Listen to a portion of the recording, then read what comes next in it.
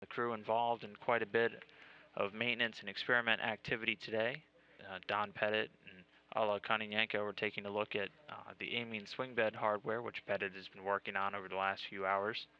Starting off with some of our activities, Kononenko, who you can see off to the right there of your screen, has been doing some Sokol launch and entry suit leak checks. Those are the suits that he, Pettit, and Kuipers will wear on their upcoming July 1st landing when they depart the International Space Station after spending over 190 days on orbit. Along with those leak checks, he'll be doing some departure preparation and doing some checkouts on their Soyuz vehicle, the TMA-03M spacecraft, and then also wrapping up his day with some routine maintenance on the Russian oxygen generation system, or the Electron.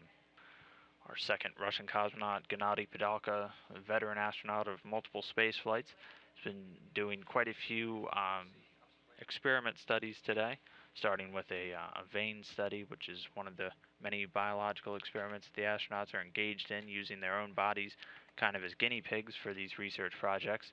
He's also been working with the plasma crystal experiment, which looks to study how dust structures and dust plasma structures coalesce and form in that microgravity environment.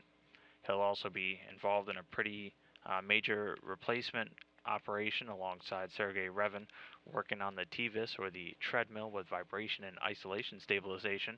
They'll be changing out one of the wire ropes and the gyroscopes. And as mentioned, Sergei Revin will be assisting him in that activity a little bit later today. And has also been doing some cleaning of the ventilation screens throughout the air system all throughout the Russian segment. Moving on, we have Joseph Akaba, who's doing some filter cleaning of his own over on the U.S. segment, cleaning out the bacteria filters. All these in place to ensure that the astronauts' atmosphere on board the station is safe and breathable and free of any contaminants that could potentially cause detrimental health effects.